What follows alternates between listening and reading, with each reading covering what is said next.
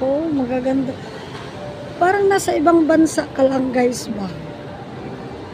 Oh, yung place niya, yung mga design niya. Oh, parang dito ka lang sa ano ba?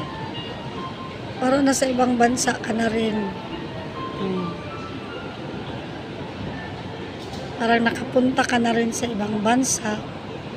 Mga ganito yung mga view. Kasi yung mga design ng mga building, pang ibang bansa talaga. Mga